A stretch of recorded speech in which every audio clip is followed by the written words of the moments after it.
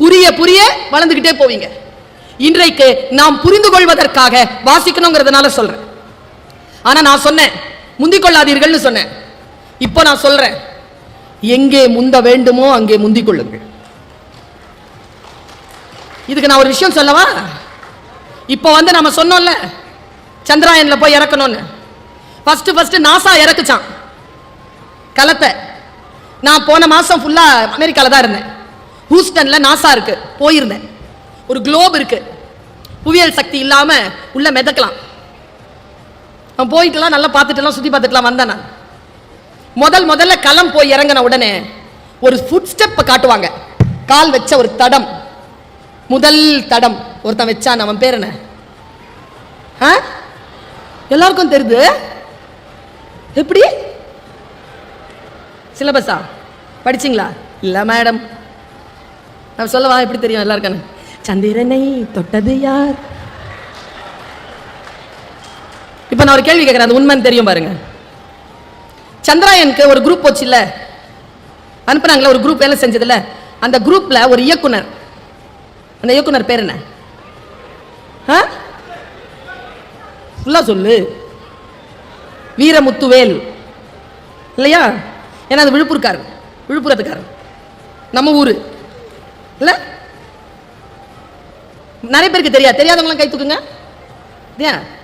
ஜவான் படம் பார்த்தியா? யார் இயக்குனர்? அந்த இயக்குனரை தெரியும், இந்த இயக்குனரை தெரியாது. இந்த இயக்குனரை தெரிஞ்சு வந்தாதான் நல்ல சோறு. அந்த இயக்குனரை தெரிஞ்சு வச்சுக்கிறதுல சோறுலாம் கிடைக்காது. அந்த இயக்குனரை நீ தெரிஞ்சு வச்சுக்கிட்டீங்கன்னா அந்த இயக்குனருக்கு நல்ல சோறு கிடைக்கும். நல்லா தெரிஞ்சுக்கோங்க. ஃபர்ஸ்ட் கால் எடுத்து வச்சவர் நீல் ஆம்ஸ்ட்ராங் சொல்றீங்கல்ல, அந்த களத்திலே முதலில் கால் எடுத்து வைத்தது நீல் ஆம்ஸ்ட்ராங் தான். ஆனால் அந்த களத்தினுடைய பைலட் அவர் கிடையாது. பைலட்டுடைய பேர் எட்வின் சி ஆல்ட்ரின். அவன் கிடையாது. Neil Armstrong co pilot. இந்த எட்வின் இருக்கார் இல்லையா, அவருக்கு 12 வருஷம் அனுபவம் இருக்கு. he is a moon walker. அவருக்கு நிலாவுல எப்படி நடக்கிறது 12 வருஷம் அனுபவம். 3 வருஷம் அந்த குளோப்ல பறந்து இன்டென்ஸ் ட்ரைனிங். அவர் ஏன் முதல்ல கால் வைக்கல? எட்வின் எழுதுற களம் போய் இறங்குச்சான். நான் இதை வாசிக்கிறேன் உங்களுக்கு ஒரு மோட்டிவேஷனுக்காக இதை சொல்றேன். என் குழந்தைகளே, தமிழ் உறவுகளே, எப்படி முந்திக்கணுங்கிறதுனால சொல்றேன். நான் முந்திக் கொள்கிறேன். என்னை போல் நீங்களும் முந்திக் கொள்ள வேண்டும் என்ற பேராசையுடன் தான் உங்களிடத்தில் வந்து நின்று பேசுகிறேன். ஒரு சாதாரண மாநகராட்சி பள்ளிக்கூடத்தில் படித்த ஏழை குடும்ப பிள்ளை நான். இன்றைக்கு நான் இந்த அளவிற்கு சில வெற்றிகளையும் சில செல்வாக்கையும் சில சம்பாதனைகளையும் செய்திருக்கிறேன் என்றால் எங்கே முந்திக் கொள்ள வேண்டுமோ அங்கே முந்திக் கொண்டவள் நான். எப்படி முந்திக் கொள்வதுன்னு சொல்றேன். களம் போய் இறங்குது, நான் இதை வாசிக்கிறேன். கதவு திறக்குது, பைலட் நிக்கிறார். யாரு? எட்வின் சி ஆல்ட்ரின் நிக்கிறார். நின்னுட்டு மேல இருந்து அனௌன்ஸ்மெண்ட் வருது, now the pilot shall pass. கீழே பார்க்கிறார். என்ன நிலம் தெரியல, 12 வருஷமா பார்த்த ஆர்டிபிஷியல் நிலம் முன்னால கிடக்குது. அதுல கேஸ் இருக்கா? புவியல்பு சக்தி எப்படி இருக்கு? இறங்குனா வருவோமா? யோசிக்கிறதுக்கு 3 செகண்ட் எடுத்தார். அடுத்த ஆர்டர் வந்துருச்சு, now the co-pilot shall pass. Neil Armstrong டக்குன்னு கால் வச்சிட்டான். இது ஏன் நிகழ்ந்தது என்றால், Neil Armstrong he is not a spaceman, he was a seaman. அவன் கடல் படையிலே பயிற்சி பெற்றவன், ஆழ்கடல் நீச்சல் தெரிந்தவன், துணிச்சலானவன். ஆழ்கடல் நீச்சல் என்பது ஆர்டிபிஷியலா நீங்க உள்ள பார்க்கறீங்களா பாதுகாப்பா, அப்படியானது அல்ல. என் குழந்தைகளே, வெறும் தியரிட்டிக்கலா இருக்காதீங்க, பிராக்டிக்கலா இருந்து ஜெயிச்சு வாங்க. பிராக்டிக்கலா இருந்து ஜெயிச்சு வாங்க. ஜெயிச்சு வரணும்னா சில பயிற்சிகள் வேண்டும். அந்த பயிற்சியில் மிக முக்கியமான பயிற்சி வாசிப்பு பயிற்சி, மொழி பயிற்சி. யார் என்ன பேசினாலும் அந்த பேச்சு நமக்கு புரிய வேண்டும்.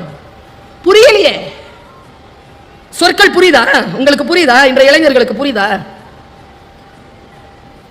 பெண் குழந்தைகளுக்கு புரியுதா? ஏய், நீ ரொம்ப அழகா இருக்க அப்படிங்கிற, அது இல்லைன்னு தெரிய வேணா உனக்கு? சொல்றதுக்கு நீ யாரா அப்படின்னு கேட்கறதுக்கான துணிச்சல் இருக்க வேணாம்? பெண்ணே, நீ அழகா இருக்கிறாய் என்று சொல்லக்கூடிய தகுதியை வேறு எந்த ஆண்மகனுக்கும் தராதே, அது உன் சுயமரியாதைக்குரிய விஷயம் என்கிறார் சுவாமி விவேகானந்தர். வாசிக்கிறேன் நான், அதனால் இந்த ரகசியம் எனக்கு புரிந்து போகிறது. பெரியாரை வாசிக்கிறேன் நான், அதனால் ஒரு ரகசியம் புரிகிறது. தந்தை பெரியார் வந்ததற்கு பிறகு இப்படி யோசிச்சு பார்த்திருக்கீங்களா? வாசிக்க வாசிக்க என்ன செய்யும் தெரியுமா? புக் என்ன செய்யும் தெரியுமா? சும்மா நான் பேர் சொன்னால கை தட்டுறீங்கல்ல, பேர் சொன்னா கை தட்டாதீங்க. எதுக்கு தட்டோன்னு தெரிஞ்சு தட்டுங்க. தந்தை பெரியார் கை தட்டுறீங்களா? ஏன் ஏன் அவர் பேர் சொன்னா கை தட்டணும்? அறிவர் அம்பேத்கர் உடனே கை தட்டுறீங்களா? ஏன் தட்டணும்? என்னத்துக்காக அவர் பேர் சொன்ன உடனே கை தட்டணும்? நினைச்சு பார்த்திருக்கீங்களா? அவர் ஏன் ஃபுல் கோட் சூட்லாம் போட்டிருக்காரு? அவர் பிறந்த அந்த சமூகத்தில் ஆடை அணிவது மறுக்கப்பட்டது. ஆடை அணிவது மறுக்கப்பட்ட சமூகத்தில் கல்வி என்கின்ற ஆயுதத்தை கையில் எடுத்துக்கொண்டு ஃபுல் கோட் சூட்ல போட்டுட்டு கால் மேல கால் போட்டு அப்படி உட்கார்ந்து நம்முடைய நாட்டினுடைய அரசியல் அமைப்பு சட்டத்திற்கான தந்தையாக வந்து உட்கார்ந்தார் இல்லையா? அதுக்காகத்தான் கை தட்டணும். இந்த வாசிப்பு இருக்குல்ல, லண்டன் போயிருந்தேங்க, 2 பேருடைய சிலை இருக்குங்க லண்டன் லைப்ரரியில. இந்த நூலகத்தில் இருக்கக்கூடிய எல்லா புத்தகங்களையும் வாசித்த 2 பெருமக்கள், ஒருவர் கார்ல் மார்க்ஸ், மற்றொருவர் அறிவர் அம்பேத்கர். வாசிக்கிறதுங்க 700 புத்தகங்களை மகாராஜா கிட்ட இருந்து கப்பல்ல அனுப்பி வைக்க சொன்னவருங்க, லண்டன்ல படிச்சவர். அவருடைய பொருளாதாரம் குறித்த அவருடைய பேச்சு வாசித்து வாசித்து வாசித்து வாசித்து எல்லாரும் கொண்டாட்டத்தில் இருக்கும்பொழுது அம்பேத்கர் மட்டும் அந்த 14ஆம் நாள் ஆகஸ்ட் மாதம் நள்ளிரவில் அவருடைய வீட்டில் மட்டும் ஒரு பல்பு எரிஞ்சிட்டு இருந்துச்சு. படிச்சுக்கிட்டே இருந்தார். வந்து கேட்டாங்க, சுதந்திரம் கிடைத்து விட்டதே, எல்லோரும் உறங்கிக் கொண்டிருக்கிறார்கள், கொண்டாடி கொண்டிருக்கிறார்கள், நீங்கள் ஏன் விழித்து படித்துக் கொண்டிருக்கிறீர்கள்? அறிவர் அம்பேத்கர் சொன்ன பதில் என்ன தெரியுமா? யாருக்கெல்லாம் விடுதலை கிடைக்க வேண்டுமோ அவர்களெல்லாம் கொண்டாடுகிறார்கள், தூங்கிக் கொண்டிருக்கிறார்கள். நான் யாருக்கான விடுதலையை தேடுகிறேனோ அவர்கள் இன்னும் தூங்கிக் கொண்டிருக்கிறார்கள், அதனால் விழித்திருந்து நான் வாசிக்கிறேன் என்றார். இதுக்காக அம்பேத்கருக்கு கை தட்டுங்க. அவருடைய அந்த பார்லிமெண்ட்ல அவர் பேசின பேச்சு இருக்குல்ல, 34 நூல்களாக வெளிவந்திருக்கு. முடிஞ்சா வாசி கடந்துருங்க பாப்போம். அம்பேத்கரை வாசித்து விட்டு அம்பேத்கருக்காக கை தட்டுங்க. தந்தை பெரியாரை வாசித்து விட்டு அவருக்கு ஏங்க துண்டு போத்துறாங்க? நமக்கெல்லாம் மேல வந்து துண்டு போத்துறாங்களா? ஒருத்தர் வந்து கூட எனக்கு துண்டு போத்தி போட்டார். ஏற்கனவே ட்ரெஸ் பண்ணிட்டு தானே வந்திருக்கேன் நான், எனக்கு அதுக்கு துண்டு.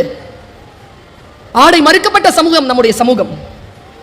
ஆடையால் உடலை போர்த்துவதுதான் மரியாதை, ஆடை அவிழ்ப்பது என்பது அடிமைத்தனம் என்பதனை உலகத்திற்கு சொல்லக்கூடிய சமூகம் தமிழ் சமூகம். உலகத்தில் எங்குமே கிடையாதுங்க. வாசித்தால் புரிகிறது பிள்ளைகளே, என் தோழமைகளே, எது புரட்சி என்று புரிந்து போகிறது. புத்தகம் வாசிக்கும் போது ஜெயகாந்தன் சொல்ற ஒரு வார்த்தையை சொல்றேன். உண்மையா ஒரு குழந்தை செத்துருதுன்னு வச்சுக்கோங்களேன், துயரம் தான்.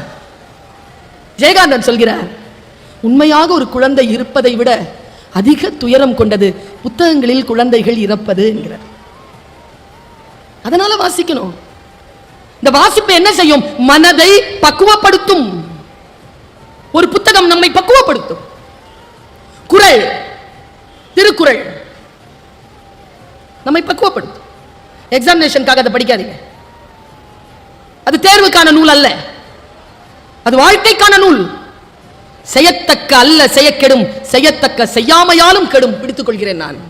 எதையெல்லாம் செய்ய வேண்டுமோ அதை செய்யவில்லை என்றால் அந்த காரியம் கெட்டு போகும். எதை செய்யக்கூடாதோ அதை செய்தாலும் காரியம் கெட்டு போகும். வள்ளுவன் எனக்கு சொல்லித் தருகிறான், யாகாவராயினும் காவாக்கா யாவனா இருந்தாலும். பேரறிஞர் அண்ணா கேட்டுங்க, பேரறிஞர் அண்ணா கிட்ட சட்டமன்றத்தில், என்ன திருவள்ளுவர் பஸ்ல எல்லாம் யாகாவராயினும் நாகாக்கன் எழுதி வச்சிருக்கீங்க, யாரெல்லாம் நாக்க காப்பாத்திக்கிறது? யாகாவராயினும் நாங்க. பேரறிஞர் சொன்ன பதில் என்ன தெரியுமா? யார்கிட்ட எல்லாம் நாக்கு இருக்குதோ அவங்க எல்லாம் அதை காப்பாத்திக்கோங்க. பேச்சாளர்கள் மட்டும் காப்பாற்றுவதல்ல, யாரிடத்தில் எல்லாம் நாக்கு இருக்கிறதோ. அதனால் தான் ஓஷோ சொல்கிறான், மௌனமாக இரு, நீ இன்னும் கடவுளின் நாக்காக ஆகவில்லை. அருணகிரிநாதர் துடிக்கிறார், கெட்ட பழக்கங்கள் வாழ்க்கையில துள்ளி குதிக்கிறார், என்ன செய்யறதுன்னு தெரியல. கடைசியா முருகனிடம் வந்து சரணடைகிறார். அவர் எழுதியதுதான் திருப்புகழ். அவருக்கு முருகன் தந்த ஆக பெரிய மருத்துவ வரி என்ன தெரியுமா? சொல்லார சும்மா இரு, சொல்லார சும்மா இரு. எனக்கு கூட தான் சொன்னாங்க, என் கிளாஸ்ல என் கெமிஸ்ட்ரி டீச்சர் சொன்னாங்க, பேசாத. யாரை பார்த்து பேசாத? பேசுறதுக்கே பிறந்தவன் என்ன பார்த்து பேசாதங்கிறீங்க? இதெல்லாம் நான் சொல்ல மாட்டேன், ஏன்னா பழைக்க தெரியாது. இங்கதான் இருக்கும் எல்லாம், இங்க வராது. ஆனா அடுத்த வார்த்தை சொன்னாங்க, எங்க பேசணுமா அங்க பேச, எங்க பேசக்கூடாது அங்க பேசாத, உட்காருனாங்க. அங்க பேசுறது இல்லை, நான் இங்கதான் பேசுறது. அங்க நிறுத்தின, இங்க வந்துட்டேன். சொல்தான் கவனப்பெறுவதற்கு நமக்கு சில சொற்கள் துணையாகின்றன. அந்த சொல் நமக்கு புத்தகங்களில் கிடைக்கிறது. இன்னொரு ரகசியத்தை சொல்லவா? 800 பக்கம் புக் இருக்கும்பா. 800 பக்கமும் புரியாது, அது நமக்கு தேவையும் இல்லை. நமக்கு தேவையான ஒரு வரி 782வது பக்கத்துல 3வது பத்தில கடைசி வரியில கிடைக்கும். அந்த வரியை தேடித்தான் நீ 800 பக்கங்களையும் படிக்க வேண்டும். அந்த வரிக்காகத்தான் அந்த தேடல். எங்கே மறைந்திருக்கிறது என்று நமக்கு தெரியாது.